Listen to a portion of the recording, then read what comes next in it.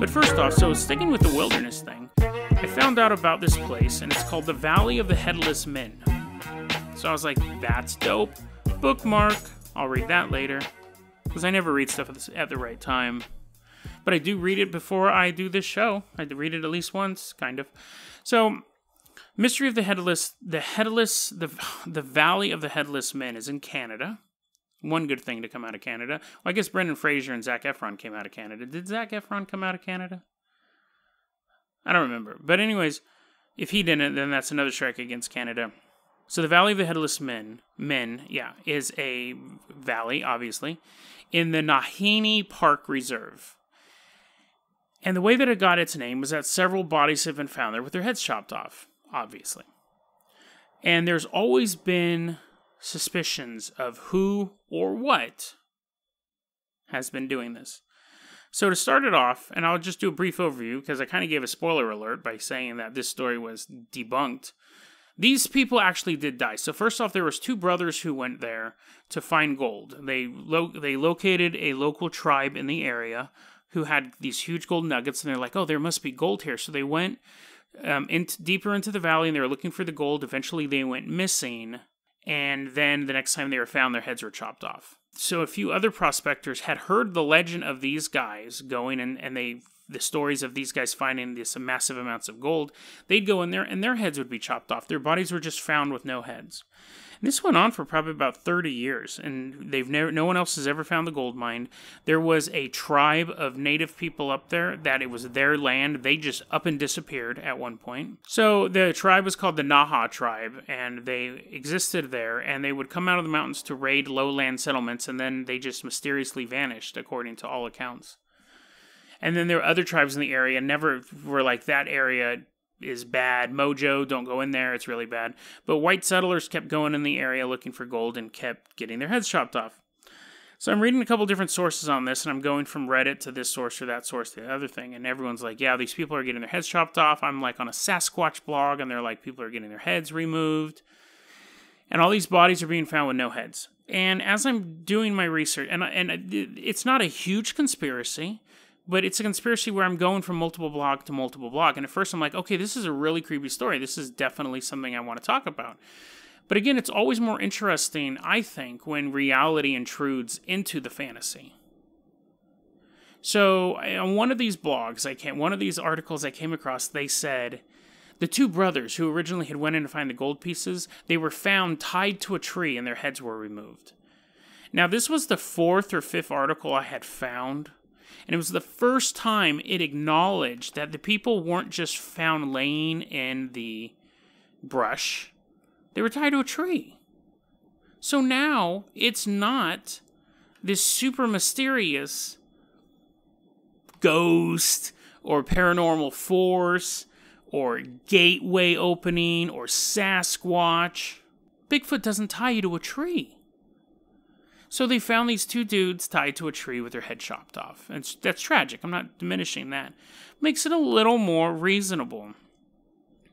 Then, the other people who are also looking for the gold, they just find them with their heads chopped off.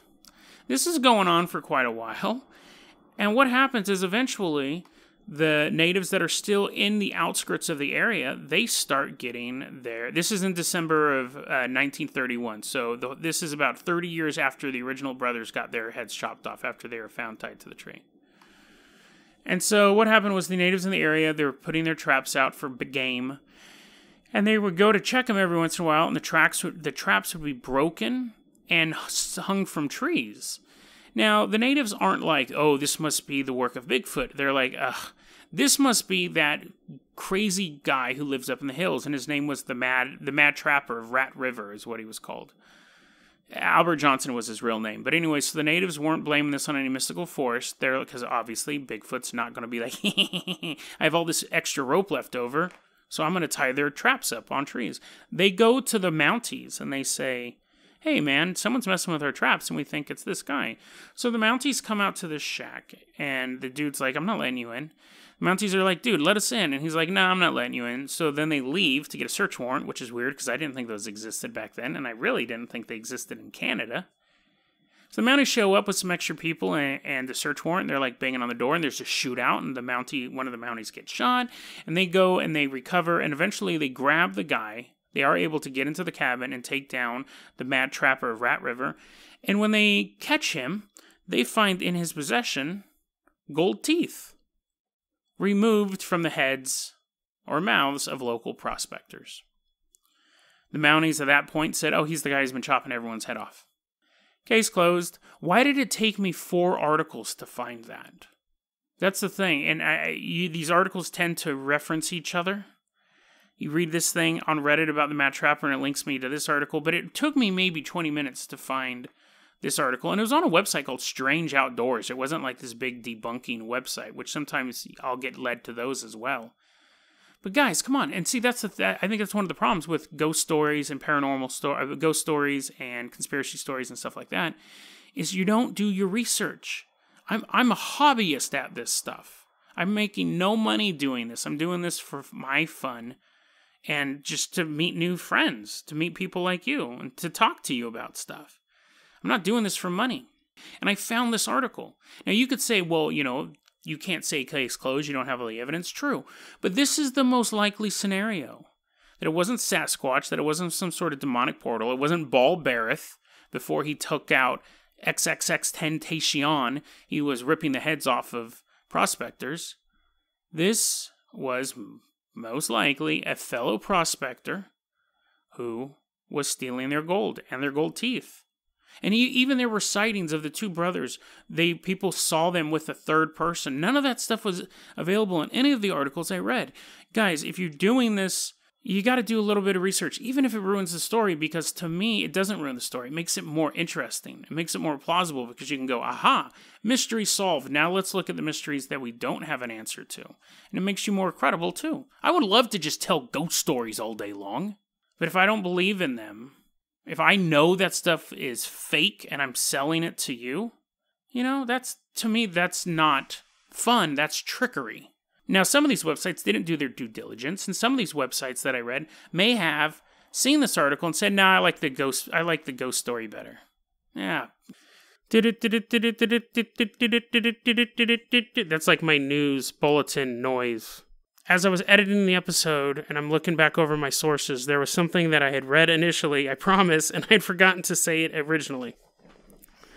And considering how much I was lambasting people for not fully doing their research, I guess I'm the last one to talk. Nahinni Valley, the Valley of the Headless Men. Myth busted. Or was it?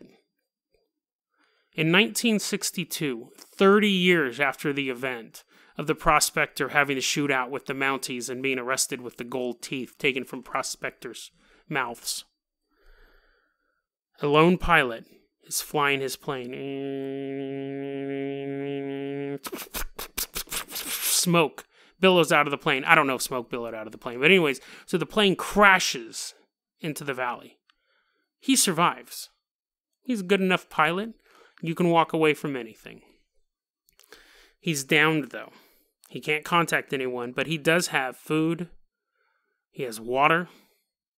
He has shelter. He's like, I'm just going to stay here until I get rescued.